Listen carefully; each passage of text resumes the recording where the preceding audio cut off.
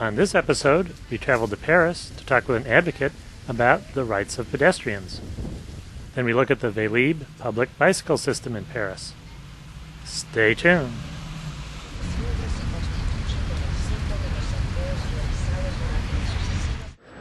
We're in Paris talking with Jean Paul Lechevalier. What is your organization? My organization is Les Droits du Piéton. It's an organization which try to get more consideration, more space for the pedestrian in the cities. And our home place is the sidewalk. And we try to get sidewalks safe, comfortable, free of everything that are obstacles for pedestrians. How bad are the obstacles on sidewalks in a city like Paris? In the city like Paris, we have 2 or 3 main obstacles. We have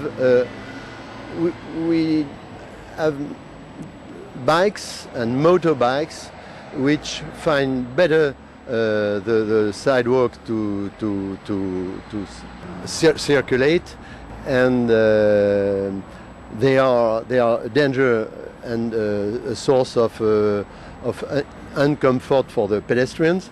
And with other obstacles which are sidewalk cafes, which are garbage cans, which are all the things that people put on the sidewalks, and which are not really useful and which are uncomfortable and maybe dangerous for pedestrians. These are 2 major things. 10 years ago, the cars were on the sidewalks in Paris and in large cities, but the cars are no more dangerous because we have what we call in French les potelets, these things we can see on the sidewalks, which are obstacles for the cars, but are not obstacles for the bikes and motorbikes. Whose responsibility is it to, what do you do to try to get all these obstructions removed from the sidewalk? We have in Paris we have two main organizations: City Hall, la Mairie de Paris, and Préfecture de Police, which is the police organization in Paris. And we speak with both to try to get free sidewalks. It is not very easy because in France the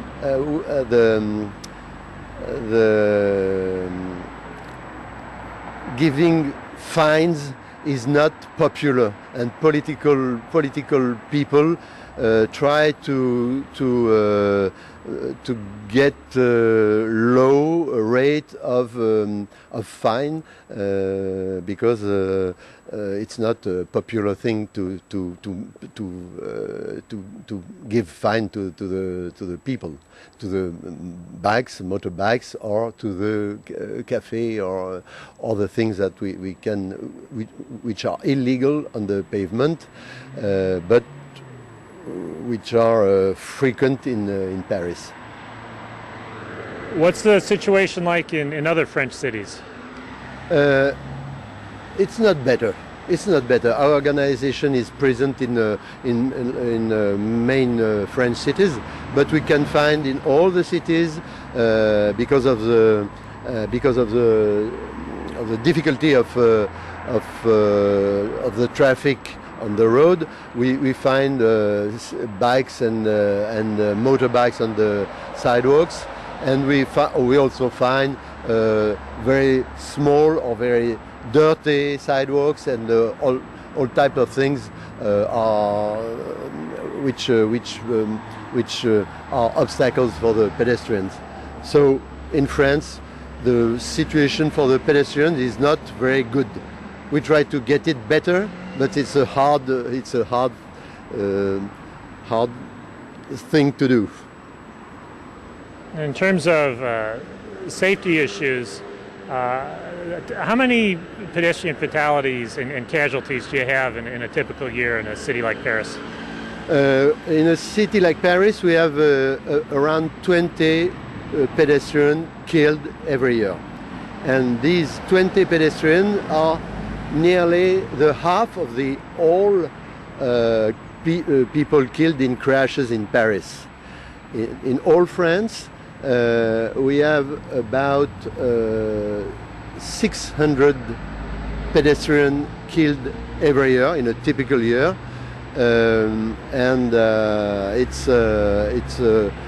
Of course, it's too much.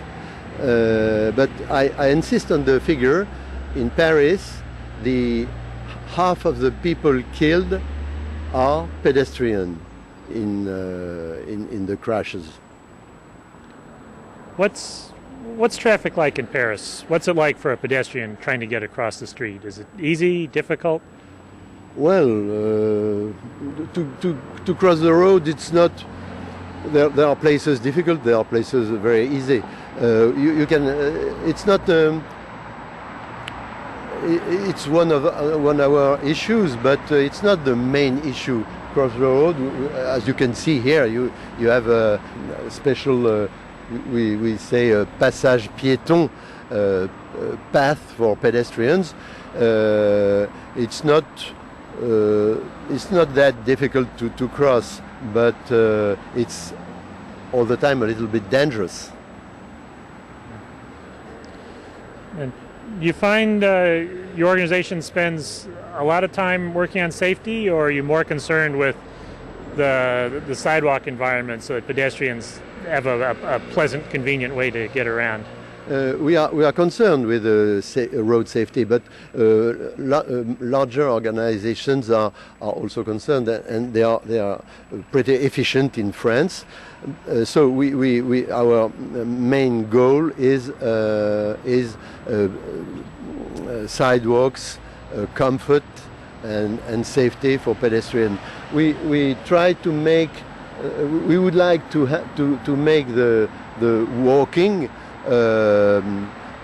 something pleasant and safe in Paris, because in Paris half of the movement are done in walking, and it's a very important figure to have to understand, and the walking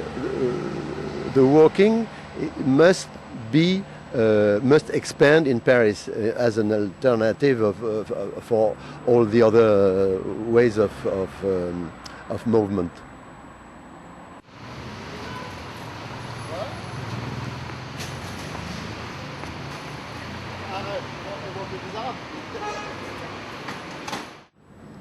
We're in Paris talking with Eric Britton with New Mobility Partnerships. What is New Mobility Partnerships? New Mobility Partnerships is part of a larger program in which we worry about, fret about, study, and try to understand changes in our daily lives, in particular in the ways in which we get around in cities. We ourselves, and we get stuff around in cities. And the program, which is several decades old, was predicated from the beginning on international exchanges, knowledge networks, the creation of networks, collaborative problem solving. And this takes us into working arrangements with voluntary organizations, with the private sector, people who make transportation work, with the public sector institutions. And the only way that we can deal with this is through partnerships. And so it's called New Mobility Partnerships. So we're standing here next to one of the Velib bike stations. What is Velib, and what's going on behind us here? Well, first of all, welcome to Paris, and I'm awfully glad to have an opportunity to explain to you. Over the years, I've been looking at transportation systems for several decades now, and I've looked at more than 400, 500 innovative transportation projects of many sorts. And what's interesting about a project is not how exciting it might be the first time you look at it, but the kind of impact that it has on people in their day-to-day lives. So we're forever looking for transformative projects that will change cities. And the only way you can change cities is if we change ourselves. This is not something that could happen in an external manner. So of all of the projects we've looked at, this concept of shared bicycles, free shared bicycles, is the one that we find the most interesting and most exciting. And Velib happens to be the first real mega project of its sort. As you surely know, the project started up on the 15th of July, 2007. It is now a bit more than a year old. The goal by the end of this year is to have 20,000 bicycles on the street, some 1,451 slots, stations, such as this one that we'll take a look at here, are dotting Paris, and all of them are within a couple of hundred yards of wherever it is you are at any point in time. One of the nice things that the project has, Paris is not a city in which everything is uniform. It's a very varied city. And the city has been very careful about making sure that that this project is available, this product is available to people in all parts of the city. The less well-off parts of the city and the best parts of the city. So this is what this is all about. So how does it work? Good. First of all, you need the bicycles. And the bicycles are organized into stations, and a station can have anywhere from 15 to 50 bikes in it, depending on, obviously, if it's a station near a major train station or something of the sort, it will be rather large. This is a neighborhood station that we'll be looking at here. It has some 16 bicycles in it. And so what happens is that you wake up, it's not raining, and you have some place to go. And the odds are that you will take a Velib. It's a bicycle which is right down at the corner.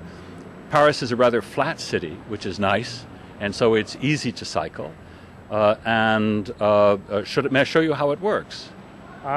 Well, briefly describe what happens when you get up to it. Good. What do you do? What buttons do you press? How do you get a bike? Good. It couldn't be simpler. There are some 200,000 of us here in Paris who have a card, which is a Velib card. We pay something like $45 for this Velib card, and it's a smart card. And you see a bike, you test it, you make sure that the brakes are working, that it doesn't have a flat tire, that the gears work, the chain is not slipped. And as soon as you have that, you put this card on a reader, and it identifies you. It knows where that the bike is there, and it says, good, you can take the bike. And so you pick it up, it releases the lock on the bike, you pick it up, and you pedal to wherever you want to go, and then you leave it off. You find a station that has free parking slots, you shove it in, and you wait for something like 5 seconds, and a green light will go on. It says, okay, we no longer are going to charge you for this bike. The first half hour of the bike is free. And this is a very, very intelligent thing that they did. And that is because it's meant as transportation. And so as a result, once you've paid for the card, you don't even think about it anymore. So you will make these trips because you need to make them. Of course, in a nice evening, maybe you and your wife will pick up some Velibs and have a run through the city. Well, that's not the worst form of mobility that I've ever heard of. Every trip that's made on a Velib or on a shared bike, like the smart bike systems you have in Washington, D.C., is basically a zero-carbon trip. We want a lot more zero-carbon trips in our society. Yeah. And this seems like a fairly simple thing. Bicycles available nearby. You can drop them off near your destination. How can something like this transform mobility in a city? Why? What is it about it that can have such a big impact? Well, on any given day, these bicycles are taken, will transport, depending on the weather mainly, between 50,000 and 200,000 people. And these are 2,000 people, more than two-thirds of whom didn't use a bicycle before. There are a number of us who have bikes who also use Velibs, because it's a different kind of thing. You use it in a different way. So suddenly you have more people bicycling in the city, and that begins to, for them to cycle safely, the city has to do things to make it safe for them. So up at the present time, we have something like 250 miles of safe cycling provision in Paris, and they're adding something like 30, 40 miles a year to that network. And so the city has to do its part. It's not only about the bikes and the technology and the station. It's a new mobility partnership between the cities, between the provider of the system, and also has to work in partnership with the transit provider. So if in Washington, D.C., for example, I think it's WMATA, I forget how it's pronounced. WMATA, the Washington WMATA. Metropolitan Area Transit Authority. So WMATA has to become part of the problem-solving process. Similarly, the rail system has to be involved. And so these are what these partnerships are all about. Of course, obviously the bicycle clubs are important. And so what we try to do in our work is to say to everyone, hey, wait a second now, make sure that before you start to finalize your project, that you've brought all of the partners around the table and spend a couple of days talking about it. Not only within the area that you want to serve, but invite people from the surrounding communities. Because if you put this thing in and it succeeds, then the people in the surrounding communities are going to want to have a piece of it as well. And if you haven't made provision for that from the beginning, you're kind of stupid. So how does this fit in with other mobility issues, other environmental issues, other issues that are facing us today? One of the interesting things about the bicycle project here in Paris, which I think it has proven an eye-opener, we have for the past 11 years, once a year convened a meeting of everybody who's interested in car sharing in Paris, like Zipcar and the other FlexCar, the other services you know about in the States. And it has been very slow going. But we now have 3 providers in the city, and there are more than 100 places in which you can pick up a car. But the mayor of Paris and his team, when they saw the Velib map, and the map had 1,451 places in which you can pick up transportation and go anywhere, it was said that this is something we can do with cars as well. Why don't we put a couple of cars in each one of those places so people will be able to take a walk, pick up a car, use it, go someplace, and maybe leave it off. Well, it's not going to happen like that, but that gave them a tremendous interest in car sharing, which is now the sort of second wing of shared vehicle services in Paris. So if you have to run an errand where a bicycle's not going to be quite adequate for what you need to do, the car sharing option then might be available to you. That's right. And all of these things that we call them a bouquet or a series of, it's like a hand, and you have public transport, car sharing, safe walking provision, bike sharing. What else might you have on it? A good way to get around in your car. For example, an ability to make sure that when you go someplace, you're going to have a parking place reserved in advance so you don't have to go around the block 20 times. So all of these things relate to each other. And when you have a success in one of these areas, it spills over. It excites interest in other areas. And at the same time, since these are innovative projects, they're new and rather fragile, they take place in a very short period of time, which means that you've got to succeed, because if you fail, you lose faith. And at that point, you can be in difficulty. So you must do everything that you need to do to make sure that you succeed from the beginning.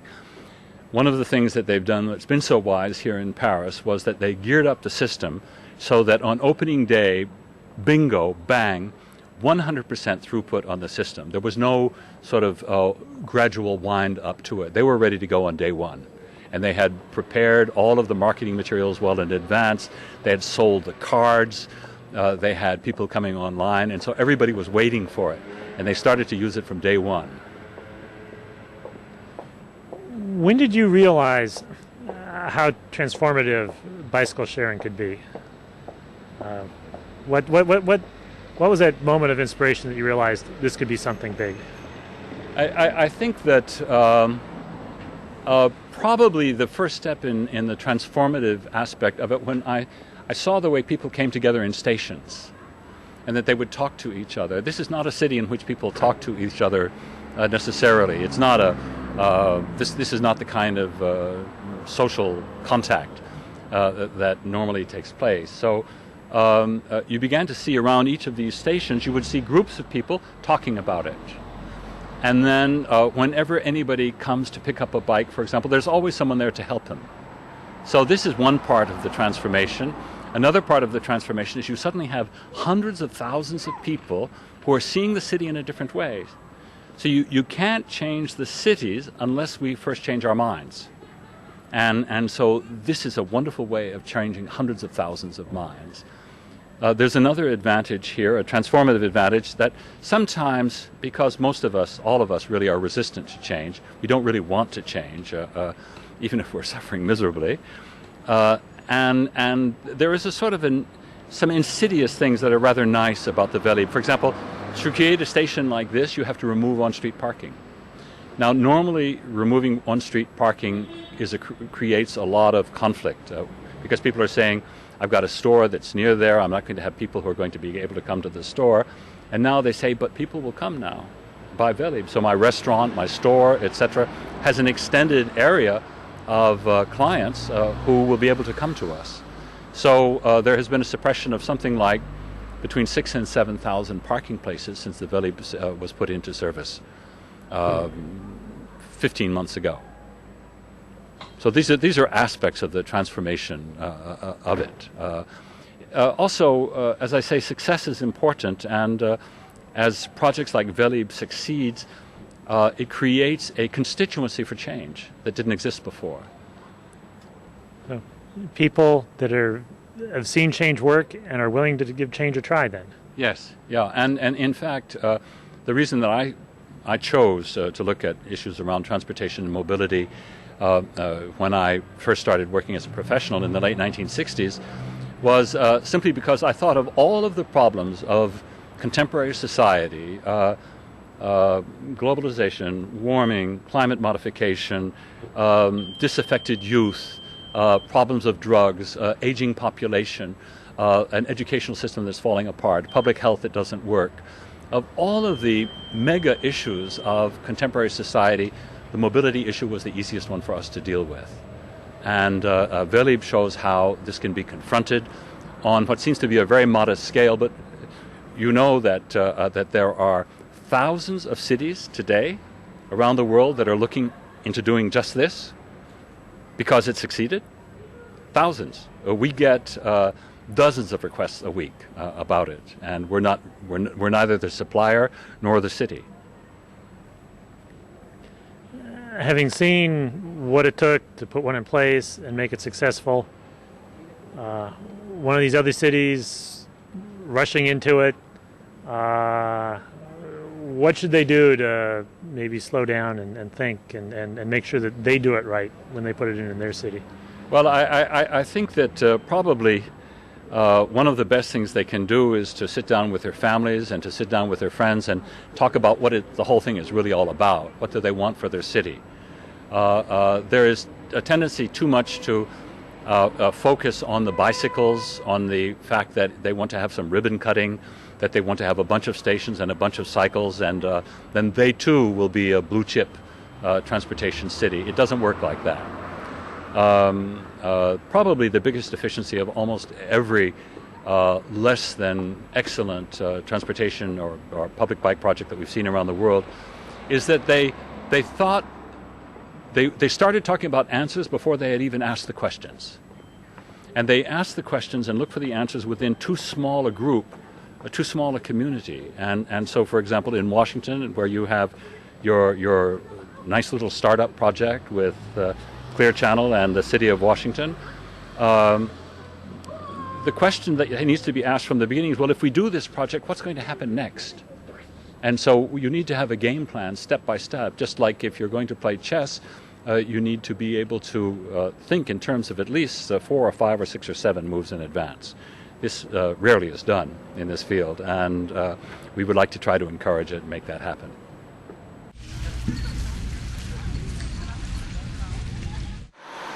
Good. You asked me to show you how this works. Well, it's pretty simple.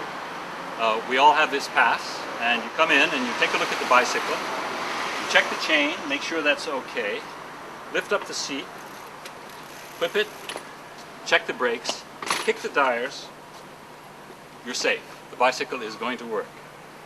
You then take your Velib card. You put it here over the card reader. You wait for 5 seconds for a signal. It means it's clear. So we have our bicycle. We've done everything. The system now knows that I have this bicycle because it identifies me. So I just get on board and take off. I'm back. I've just been all over Paris. Now, we bring the bicycle in. We have to line it up with the lock point. Jam it in. Wait for 5 seconds. It will give a double beep. Beep, beep. It will then turn green, and it's all through. I no longer am responsible for what happens to this bicycle. By the way, if there was anything wrong with the bicycle, what I would have done when I finished was to drop the seat down and turn it around backward. And in this way, the maintenance personnel know there's something wrong and they'll pick it up very quickly. But since that's not the case here, I'll turn it around and lock the seat in. Now you know how Velib works, and all you need to do is to come to Paris and try it. Visit us on the internet at www.pedestrians.org.